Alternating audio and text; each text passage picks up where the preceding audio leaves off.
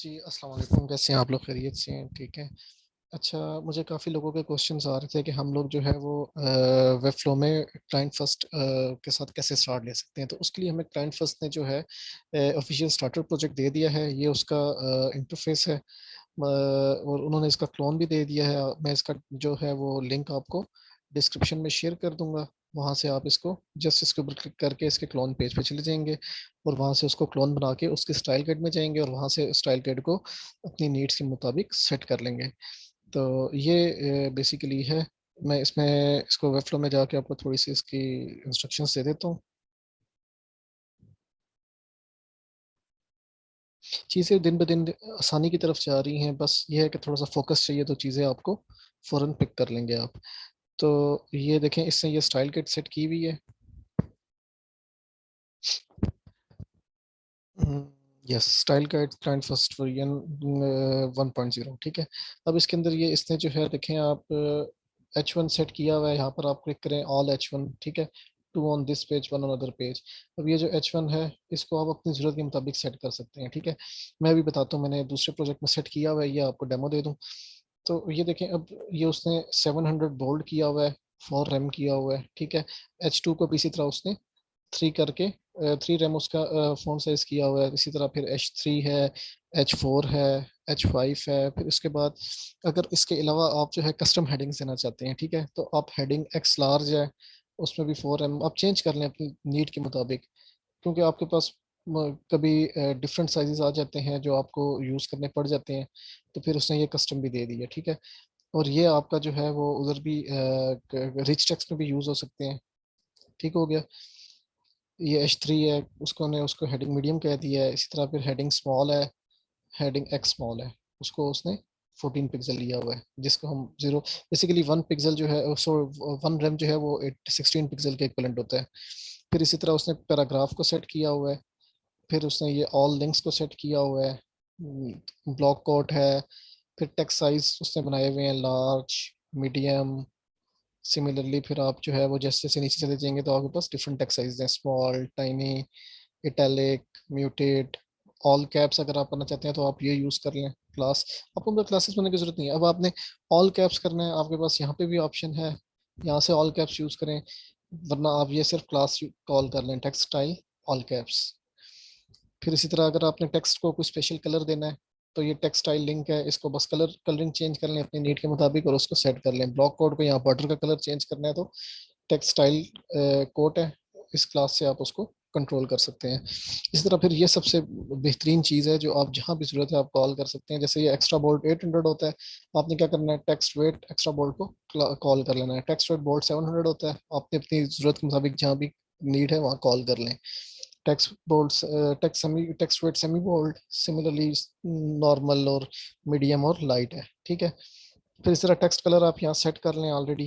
जैसे हमारे पास अक्सर होता है, हमें टेक्स्ट कलर ग्रीन करना है, टेक्स्ट कलर येलो करना है, पिंक करना है, तो उसने यहाँ पे सेट कर दिए हैं।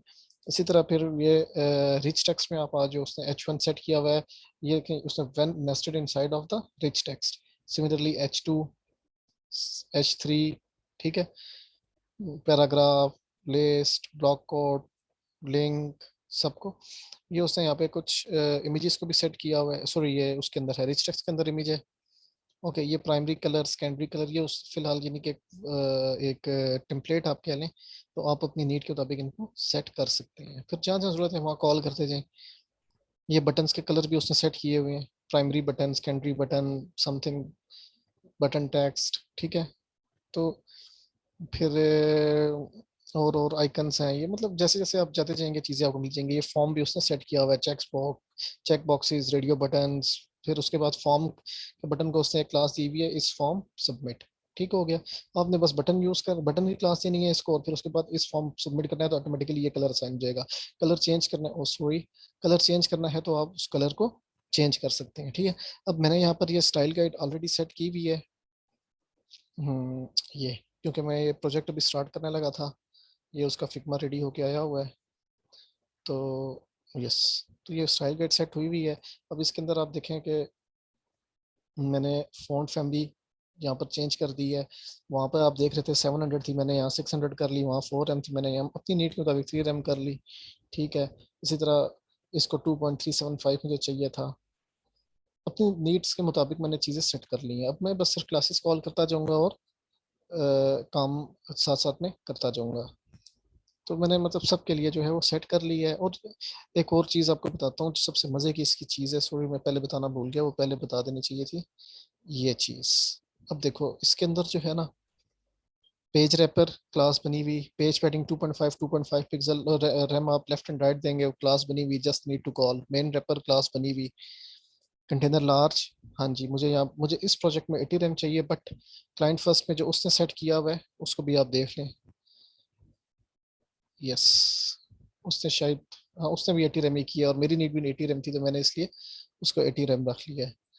कंटेनर मीडियम 64 है, मेरी नीड भी 64 है। स्मॉल जो है वो 48 है, इसने भी शायद 48 ही रखा होता है जो स्मॉल है। Yes, okay.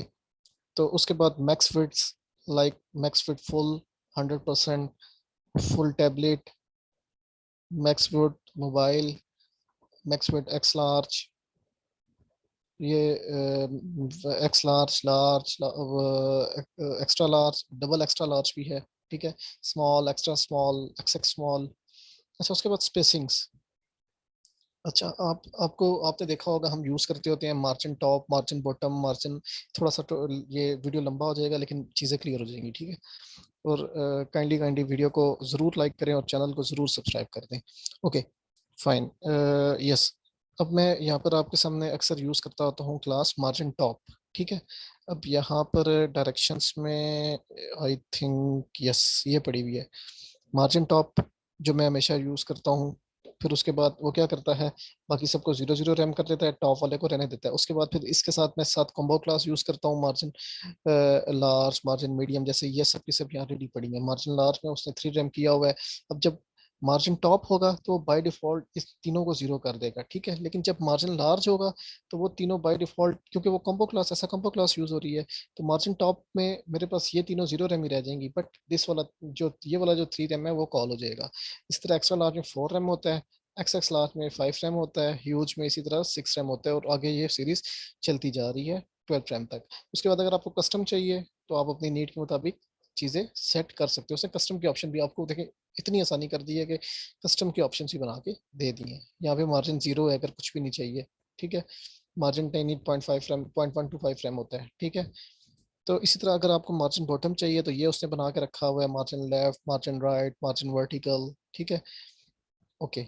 इसी तरह अगर आपको पैडिंग चाहिए, पैडिंग टॉप, पैडिंग बॉटम, ठीक है।